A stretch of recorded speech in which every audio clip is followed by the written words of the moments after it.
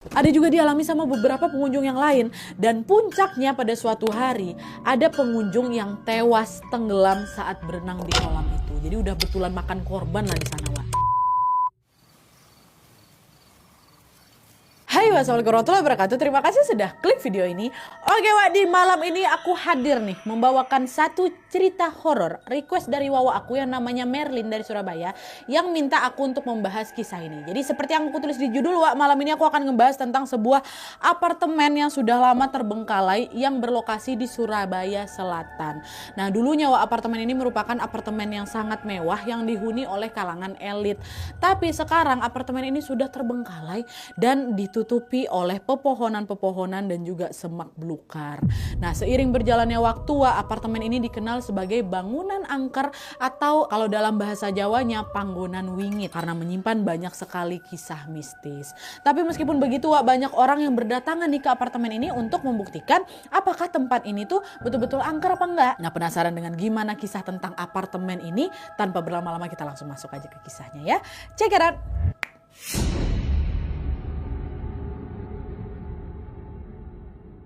Oke, Wak, jadi seperti yang sudah aku kasih tahu barusan, apartemen ini berlokasi di kota Surabaya. Bangunan apartemen ini memiliki 5 tower dan di setiap towernya terdiri dari belasan lantai. Apartemen ini dibangun pada tahun 1994 dan sempat berhenti pada tahun 1998 karena terdampak krisis moneter. Nah, selain terdampak krismon, Wak, pembangunan dari apartemen ini juga ternyata sudah diwarnai dengan isu-isu mistis. Menurut artikel yang kami baca, Wak, apartemen ini tuh dibangun di atas lahan persawahan yang memang terkenal angker. Karena katanya dulu persawahan ini tuh sering dipakai untuk tempat membuang mayat korban pembunuhan, Wak. Dan selain itu, saat proses pembangunan apartemen ini masih berlangsung, ada katanya beberapa tukang atau pekerja yang dikabarkan meninggal di lokasi itu karena terjatuh dari ketinggian. Dan setelah melewati berbagai proses yang cukup menantang, apartemen ini pun akhirnya selesai dibangun dan siap untuk dihuni. Pada masa itu, Wak, apartemen itu tergolong sebagai apartemen yang sangat mewah yang dilengkapi dengan fasilitas yang super lengkap, macam ada kolam renangnya, ada tempat bisnisnya, ada mallnya, ada saunanya dan lain sebagainya. Pokoknya semua itu ada di sana tuh loh, Wak. Tapi di balik kemewahan itu, Wak, hanya segelintir orang aja yang bisa tinggal di sana. Kenapa? Karena tentunya harga sewa apartemen itu sangat mahal dan hanya orang kaya sajalah yang bisa atau yang mampu menyewa atau membeli apartemen itu. Dan setelah dihuni oleh beberapa penyewa, rupanya apartemen itu tetap juga diselimuti oleh kisah-kisah mistis, Wak. Salah satunya adalah kisah tentang misteri pembawa keranda. Ya, aku ceritain lah kisah ini ya. Jadi, Wak, ceritanya, pada suatu malam ada seorang satpam yang sedang berjaga nih di apartemen. Nah, pas lagi berjaga itu, satpam ini dikejutkan dengan suara bapak-bapak yang mengucapkan kalimat La ilaha illallah, la ilaha illallah, la ilaha illallah. Suara ini terdengar dari kejauhan seperti sedang membawa jenazah. Nah, Pak Satpam mikirkan, siapa menguburin jenazah malam-malam kayak gini, kata dia. Nah, karena penasaran, Pak Satpam ini segera langsung keluar dari apartemen untuk mencari sumber suara.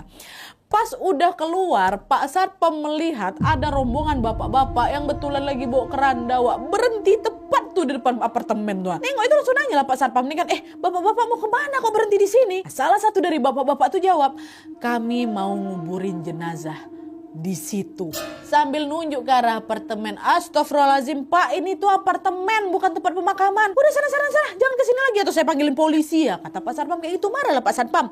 Nah, setelah diusir, Wak, rombongan bapak-bapak itu langsung putar balik dia, meninggalkan apartemen tanpa mengucapkan sepatah kata apapun. Diam aja mereka kan. Dan anehnya lagi, hanya dalam hitungan detik, Wak, rombongan yang bawa mayat itu tiba-tiba menghilang, menembus kegelapan. Nengok itu apa nggak merinding satpam itu, Wak. Di titik itulah dia baru sadar kalau rombongan itu sudah pasti bukan manusia. Dan selain sosok pembawa keranda, Wak, beberapa penyewa apartemen juga mengaku sering melihat sesosok penampakan yang mengerikan. Pada malam-malam tertentu, Wak.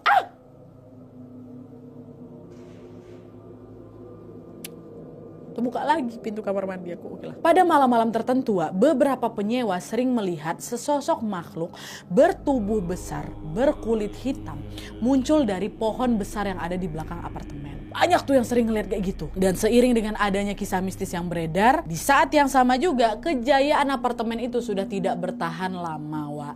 Pada tahun 2002 apartemen itu mengalami kebangkrutan dan secara perlahan-lahan mulai ditinggalkan oleh para penyewanya. Nah, awalnya meninggalkan apartemen itu cuma 1-2 orang aja, Wak. Tapi makin lama seluruh penyewa juga ikut pergi dan akhirnya apartemen itu pun kosong tanpa dihuni oleh 1 orang pun. Ya, tapi meskipun ditinggal oleh penyewanya, Wak, pihak apartemen kan nggak nyerah gitu aja tuh. Mereka terus tuh berusaha untuk memanfaatkan bangunan itu supaya tidak sia-sia. Nah, dari situ mereka akhirnya mengalihfungsikan apartemen itu sebagai tempat wisata kolam renang. Tadi kan aku juga ceritakan kalau di apartemen itu kan memang ada kolam renangnya kan. Nah, kolam renang itu akhirnya dibuka lah untuk umum, Wak. Dan ternyata cara itu cukup efektif karena ada banyak orang yang tertarik untuk berenang di sana. Seiring berjalannya waktu, kolam renang itu pun mulai Wak ramai dikunjungi oleh beberapa warga Surabaya dan juga sekitarnya. Tapi lagi-lagi keramaian itu juga tidak berlangsung lama karena pada suatu hari ada sebuah petaka mengerikan yang terjadi di sana, Wak. Jadi pada suatu hari, Wak, kolam renang di apartemen itu lagi rame-ramenya pengunjung nih. Mayoritas pengunjung di sana adalah anak-anak yang salah satunya kita sebut aja lah nama anak ini A ya. Nah, pada saat A ini lagi berenang, semuanya berjalan normal-normal aja. Tapi begitu dia masuk ke dalam air, A mendengar ada suara gemuruh dari dasar kolam. Dan gak lama kemudian A ini merasa ada seseorang yang narik kaki dia seolah mau nenggelamin dia gitu loh. Dan untungnya sebelum betul-betul tenggelam, Wak, A berhasil menyelamatkan diri dengan naik ke atas kolam langsung. Dan kejadian itu rupanya gak cuman A aja yang ngalami, Wak. Ada juga dialami sama beberapa pengunjung yang lain. Dan puncaknya pada suatu hari ada pengunjung yang tewas tenggelam saat berenang di kolam itu. Jadi udah betulan makan korban lah di sana, Wak. Nah, berita menyedihkan ini pun tentu membuat warga pun merasa takut untuk berwisata di sana.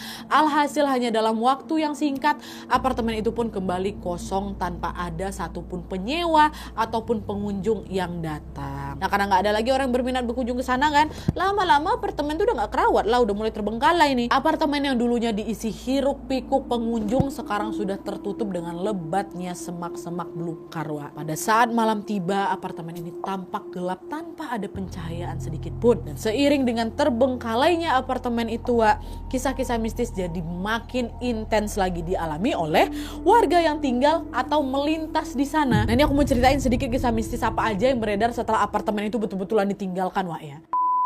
Nah, jadi Wak, menurut beberapa keterangan beberapa warga di situ, mereka ini sering mendengar ada suara-suara aneh setiap kali melintas di depan apartemen itu. Ada suara wanita nangis, ada suara anak kecil berlarian, bahkan suara deburan ombak, Wak, dari dalam kolam renang setiap jam 12 malam. Suara-suara itu tentunya bikin warga di sekitar itu takut. Kenapa? Karena suara itu pasti bukan dari suara manusia, orang apartemen itu kosong kok. Dan selain teror suara, Wak, beberapa orang ini juga pernah melihat penampakan yang menyeramkan di situ.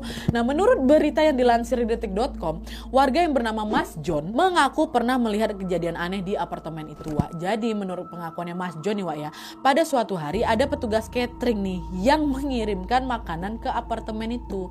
Setibanya di sana, si petugas itu terkejut gara-gara, loh, apartemennya kok kosong? Oh, betul-betul nggak berpenghuni kan? Petugas itu pun mikir, kalau apartemen ini kosong, terus ini yang pesan makanan aku siapa? Nah, karena takut, si petugas itu pun segera pergilah kan dari sana. Tapi sebelum dia pergi, Wak, petugas ini dikejutkan dengan kemunculan sesosok wanita berambut panjang terurai. Dia pakai baju putih lusuh kali, Wak, dari dalam apartemen. Nah, karena terkejut, si petugas ini pun langsung teriak kan, sampai menghebohkan beberapa warga di situ. Jadi yang pesan makanan dia itu si perempuan itu, jangan. Dan selain petugas catering, Wak, beberapa orang ini juga pernah dihantui penampakan yang sama, yaitu sosok wanita berambut panjang dan berwajah lusuh dari dalam apartemen itu. Bahkan pernah ada juga pengendara yang mengalami kecelakaan karena dia kaget dengan kemunculan sosok si perempuan itulah di depan apartemen tuh. Terus itu posisinya jembatan itu pasti ada yang ini, hantu yang gangguin, biasanya Mbak Kunti itu biasanya. Mbak Kunti itu pasti di pinggir jalan gangguin supir truk berhenti di situ. Kalau dia nggak klakson, itu pasti dia pasti gangguin. Dan selain sosok Miss K itu atau si kuntilanak itu, beberapa orang juga dikejutkan dengan penampakan sosok lain, yaitu sosok anak kecil. Seorang warga mengaku pernah melihat anak kecil berlari-larian di jalan tol dekat apartemen itu waktu malam. Karena khawatir, warga ini pun menghentikan mobilnya dan berniat untuk menasehati si anak itu.